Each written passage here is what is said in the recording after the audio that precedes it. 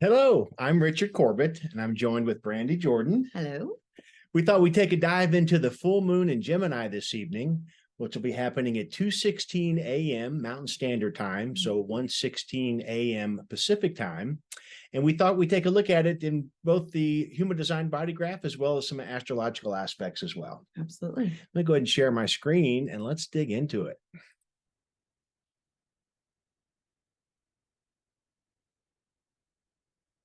Okay, here we are. Fun shape. So, well, let's see. Maybe before, actually, one thing we were going to do is take a quick look at the new moon, we were. right? Since we're having the full moon, the Yes. full moon is usually what's illuminating what Yes, started I in guess the new moon. maybe let's begin. We were we just jumped right in. Now that we're underway. Yeah. So here is the body graph and the astrological chart for the exact time of the new moon on November 13th. It was. We had the sun in gate 43 line 2 and earth in 23 line 2. And back a couple of weeks ago, we did a deep dive on this lunar event as well. And we were looking at how much Scorpio we had going on. Absolutely. We talked about the individualness. We talked about the depths of the individualness that may come to the surface in relating as well. And we tied all of that in. Yeah, in this body graph, out of the 13 activations, 9 of them were in individual gates. And the sun earth was what was bringing us the channel of structuring, actually called the design of individuality. That's right. Genius to freak. And with 9 activations, individual circuitry, it was all about that. Absolutely. And Uranus was also in 23. Yeah. And, at this moment, the moon was in 43. And being in Scorpio, fixed water, the deep within the deep. That's right. It felt like we were getting a great opportunity to go within, down to our insides, what our personal truth is. We could feel it in the seasons with Scorpio. It's when that winter in the northern hemisphere, it really starts feeling like winter. All my leaves are falling outside. The nights are longer and colder. Yeah. And so the melancholy also that came along with that, going from fall and that beautiful, we get a respite from the heat and then we are playing and it's beautiful and it's crisp. And then all of a sudden, you got to go inside.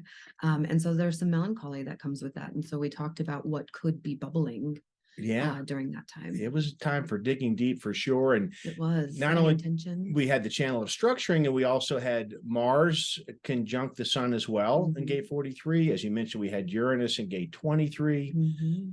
Yeah, there was, and we had with that, sorry, go ahead. Oh, I was just going to then mention 55 in Saturn and then 24 in Jupiter. It's just so intense. Pluto in gate 60. Pluto in gate 60. Yeah, I didn't. Yeah, absolutely. And so the melancholy of that pulse, just feeding the whole chart and all of the experiences. But remember, we're not here to get caught up in that, even though we all kind of do. It kind of dances with us in our design. I'm experiencing lately more so instead of the staunch resistance to the cosmos, just the allowing and seeing the story that it allows my design to play with it. Yeah, absolutely. And just, I think the reason we're doing this is to bring the awareness, right? That's half of it. Just whether we have these gates defined or not in our body graph, we all carry the codons for 64 gates. We know we have 26 of them are imprinting agents for us, but we still carry the gate, even if it's undefined, and being aware of that and what the transits are bringing, I find it to be extremely supportive. Absolutely. Helps me think about the gates, think of what they mean to me, how I've seen them operating in my life. So it's the way I have really dug deep into my own archetypes is year over year over year, seeing what I've written, seeing what I've created, seeing what experiences I've had.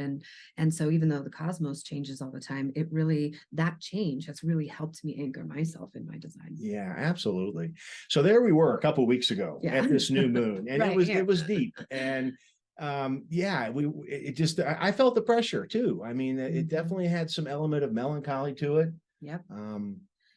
But things have changed. And so the intentions that we set and the things that we allowed to surface and that we expressed in the proper timing according to our own personal authority, those intentions have had a gestation period, have had 2 weeks, and we have been given opportunities to bring those things to fruition. And so now this is the culmination, this is the fullness, this is where we're at. Now let's count our pennies and see what has come. Right, exactly. Because at the full moon, we can look at this and think about what is being illuminated based on that process of these last couple of weeks, for sure. And the sun moved into Sagittarius, and that wham, that brings a whole different feel, a different season. We're into mutable fire now. We still have the sun Mars conjunction. They're only 2 degrees apart. Get my annotator here. So we can see that over here in the astrological chart, they're only 2 degrees apart, and they're both still in gate 34. Wow. The power of Mars, which is the Greek god of war. That's right. It is sometimes, we do call it our immaturity. We can overstep our bounds sometimes, but no one can deny the power of Mars. It's such a fiery planet. It rules Aries. I think of our drive, our aggression, sometimes too much. Yeah. But it helps us get what we want. It helps us get where we're going. It does. Right? And in gate 34, it is the question of evolution from force to charisma with wisdom to common sense. Yeah. That's the 6th line there that we talked about. To common sense. So if we look at 34.3 and this machismo, this bumping into everything to see where our power can be used. I think that's the beauty of the line 3 is where it shows where it works and where it doesn't in the line 3. And then in the line 6, we get to bring common sense to it. We get to bring a story that uses the power in a way that I think affects the collective positively. Is that what that says? For the common good. For the common good. Yeah. Many of the descriptions from Ra and the Ravi Ching concerning individual gates do talk about the common good, the greater good. For sure. Gate 8, the contribution to a greater good. So, even though it is an individual process, so much of it is how that gets integrated. How does the truth of my voice and who I am, how does that get across to the tribal and the collective, which is not always very welcoming of our individual parts of ourselves. But I think it speaks so beautifully to this divine creation in that we can only find proper alignment with the collective when we be what we're designed to be. I just think it's a beautiful, look, guys, really, I mean this. You can't really fit in, but once you be who you are designed to be, that things that are supposed to be there find you and everything is easy. And so wow, to think about the sun and the Mars joined up here in gate 34. That's power. The power to individuate, kind of on steroids, I would say. On steroids. And then it's rooted in 20. So now you've got the voice. So it's not only the power to individuate through here is my power and I'll use it for the common good, but now you can speak it. Right. Now we can share it. We can be rooted. This is how we get through the power and the force that 34 is coming through our body with, is grounding it in the voice of I am this now. Exactly. And line 6, which is the line of wisdom. Right? You want to read that one? Yep. While you're looking that up too, just to think about, as we look at the body graph, the only channel activated is the channel of charisma. That's right. A design where thoughts become deeds. This is the only pure manifesting generator channel possible in a body graph. And it really is, in my mind, an archetypal channel of a generator. This idea of being grounded in my life force energy and how I can stand up with my voice of truth with charisma. It's a very powerful channel. And build the collective. And I smile about this manifesting generator channel because it's like another divine wink that says generators and that life force energy is here to create new archetypal expressions. And that is the evolution. That is what we're doing here. And so manifesting generators and the sacral life force of the planet is building the planet in this way. Yeah, for sure. Yeah. In the line 6, let's hear it. So contemplation, recognition and awareness in the now, which transforms understanding into right action. And line 6, as Richard said, is wisdom. Contemplation, which results in the ability to apply understanding. In its exaltation, the establishment for the benefit of society, values, ideals, and their patterns, and how they could be understood and applied. The ability to transform individual awareness for the general application and understanding. So in the detriment, it's the same as above, but motivated by self-satisfying mental challenge rather than altruism. The ability to transform individual awareness for general application for the mental challenge instead of the general application and the individual awareness. So this is a beautiful using machismo to establishing a new beneficial archetype for society. Yeah, I think it's pretty powerful. And we didn't say this yet, but it is in Gemini. Oh, yes. Right. So we can talk about the polarity between Gemini and Sagittarius. Gemini, both of these are mutable signs. Mutable air for Gemini. It's quick, it's fast, it's witty, it's intellectual. That's the twins are the glyph, the symbol, and Geminis are fast and they're quick. And we're also thinking about the tangible, the things that are right here. Now, the polarity of that being Sagittarius, which is mutable fire, where the sun and Mars are, as well as Mercury. We'll get to Mercury on this. Mercury has some interesting aspects for this new moon or full moon tonight. Sagittarius is the idealism. You know, it's I think of the constellation Sagittarius, which is actually the centaur. It actually is Chiron.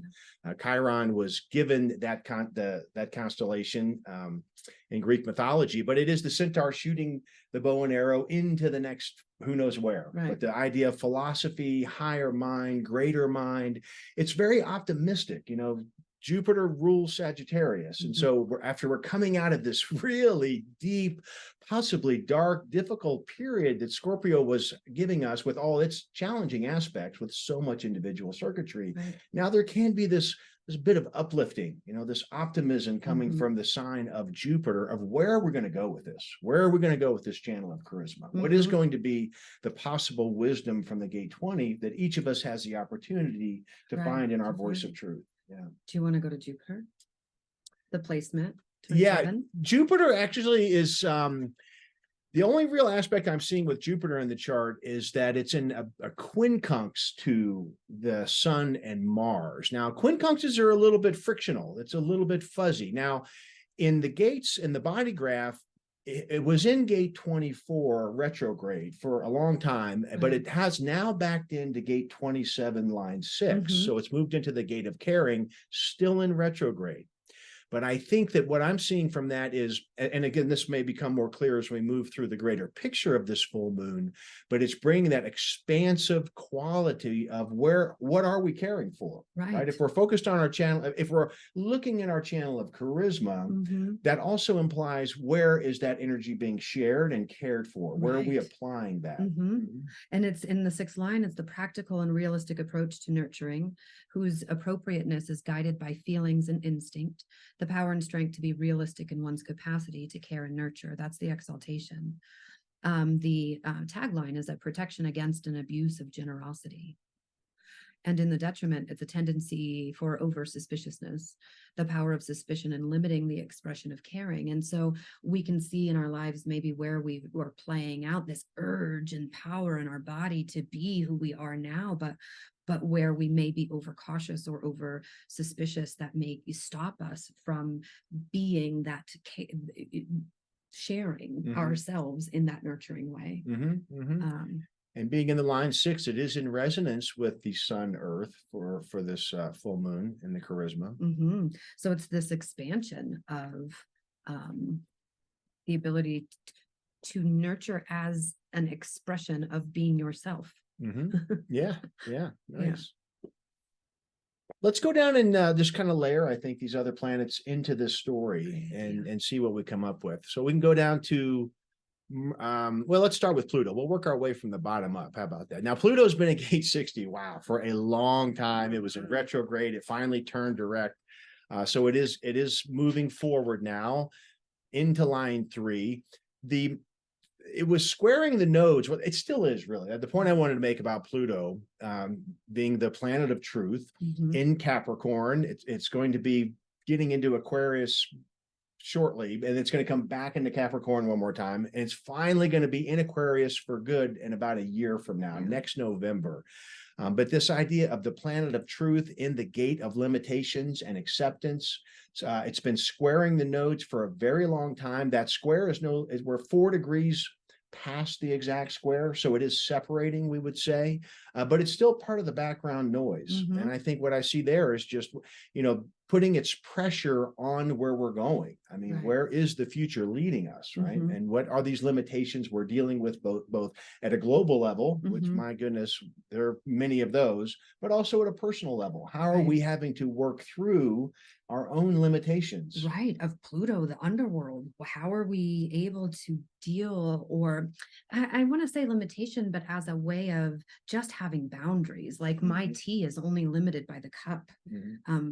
And I'm grateful for the limitation because I can hold the cup and drink the tea. But so it's about I feel like this pulse of limitation has to do with being able to put boundaries or structures, or, Pluto in the cup. So where's the darkness bubbling, and how can we put it into a framework that is nurturing? Yeah, I like that. That's really nice. What that makes me think of, it kind of makes me want to jump over to Chiron, as you were saying that. Oh, yeah. Now, we don't have a activation for Chiron in the human design body graph, but we can see that Chiron is still in retrograde in Aries. Yeah.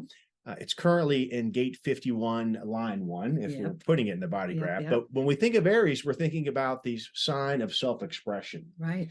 And having Chiron there also speaks to this idea of something limiting our ability to self-express. Now, that Chiron is in a very tight semi-square with Saturn. And semi-squares are very similar to a regular 90-degree square. I mean, we can have a semi-square, a regular square, and a square and a half, which is called a sesqui-square. All those carry the same extremely dynamic energy that is pushing for some resolution. Yeah. Right. So, from the Pluto to the Chiron, leaving the story of the new moon back in Scorpio, I think we're starting to see the picture come together. That we're working through something deep and meaningful, challenging. Who knows how far back it may go for each of us, wherever these wounds may come from, or whatever experiences. Also makes me think of the solar eclipse that started all this was in Libra, right? And that was opposite Chiron back in October. I think that was October 14th. But I still kind of feel the resonance of that story when I talk about Chiron. And with it being in a semi-square to Saturn, this is where we're working with this structure of Saturn. What, how are we balancing working through the limitations of these self-limiting beliefs, these wounds from the past? And I think when we look at Saturn still in gate 55, which it as well has been there for a very long time, it is moving forward again, but it's still in line 1. And this is a very emotional gate, right? This is the channel of emoting, a design of moodiness.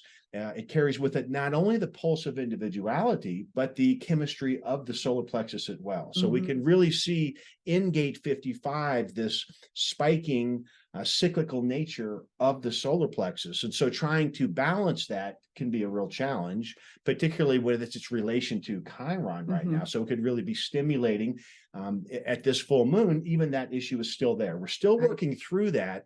But Saturn in 55, to me, it is providing some element of structure to work with. It's bringing it's Saturn being the taskmaster, the teacher. Saturn helps us learn about who we are. We kind of none of us love Saturn aspects sometimes, especially the hard ones, because they present challenges, but it's through those challenges as we act to get to learn who we are, get to up level. Yeah, we chose them, some people believe.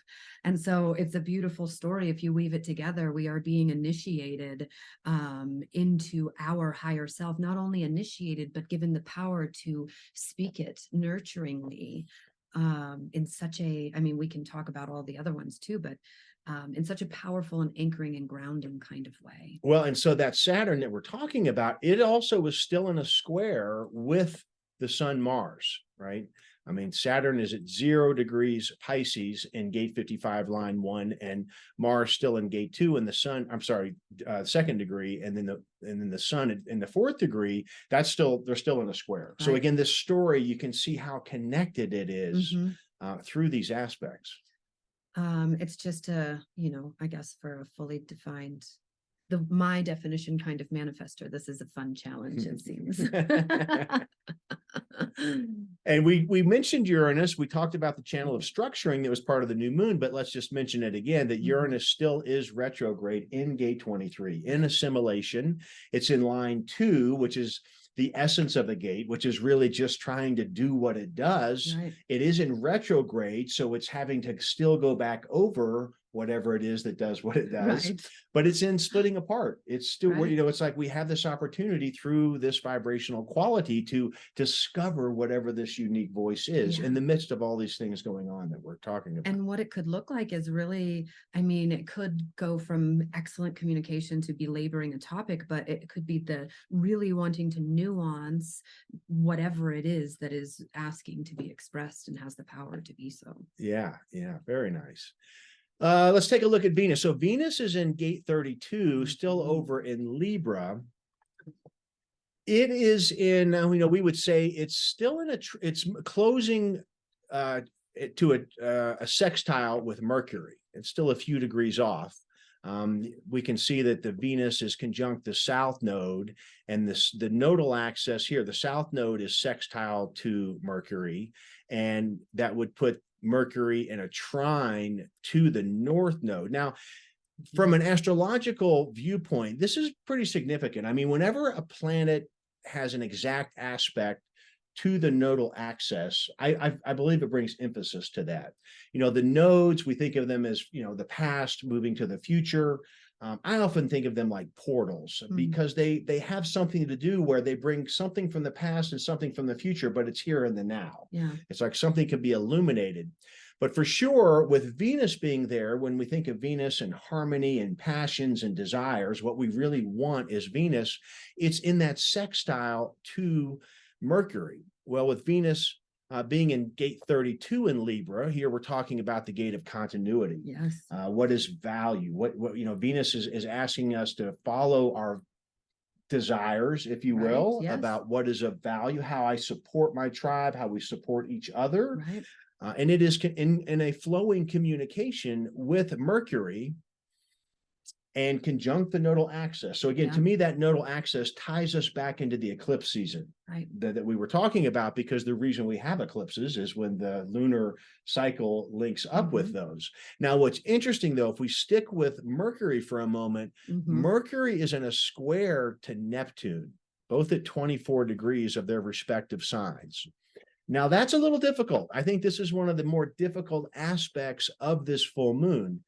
Neptune being the planet of illusions, fantasies, delusion. I mean, it rules Pisces where it is, you know, which is a very deeply mystical, watery, mutable water, dissolution, evolution. But what can happen here with Neptune there squaring Mercury, which Mercury likes to be about the details. Right. Now, the thing is, Mercury is in detriment in Sagittarius because it rules Gemini, and Sagittarius being opposite that. Mercury's not in it's opposite its home sign, essentially. So it can lose the details here, just being in its detriment. Mercury here tends to be more Sagittarian, which is more philosophical and not worried about the details. Let's imagine what could be, which is super cool, I think, for this full moon. But the fact that it's square Neptune, we could get lost in the shadow side of this aspect, which would be delusion or missing the facts or not seeing what we want to see, but not reality. Right. And with 32 and 11 together, that passionate, what goes forward in the line of conservation. So what intuitively do I desire to move forward with passion of Venus in delusion? But I think this is cool that we're talking about this, because I think like this is one of those areas through us being aware, you and I talking about it, I would really think that we could kind of work with this energy. And I think it's about using our imagination in a positive way. Whatever inner work has been done through the eclipse season and through the deep Scorpio, when we had the last new moon, that I think using the power that can come from that through all this individuality that's been highly pressured to express itself, using the Sagittarian imagination. Yes. Where could this go? What is possible? Removing those self-limiting beliefs, which we all have, those negative voices. That's right. That really hold us back. It is time to break free from those chains, is what I'm seeing in this full moon. That's beautiful. And 11 is ideals. It's gate 11, the connected to 56, and the 56 is near and dear to me. It's the intoxicant with life. And so the stories and the embellishing and the whole thing of it is 11 is, that's the way it comes together. And so I think it's in the line of the realist. Yes. So understanding that I think that it plays beautifully with 32 in Venus, because it can almost ground and root the fiery passion of no, fuck that, it's not moving forward kind of thing. It could, if we did, and here's what we can use to move forward. Well, and exactly to pick up where you're at right there, is that the North Node is in 42, right? So Venus is conjunct the South Node in 32, but it's moving towards gate 42, which is the gate of growth. Right. This is speaks so much to our evolution, right? This is in the channel of maturation, a design of balanced development. And I think if we can lean into that, and this again takes me back to this Mercury and Sagittarius and the Sun and Mars, that the optimism that's possible here. Right.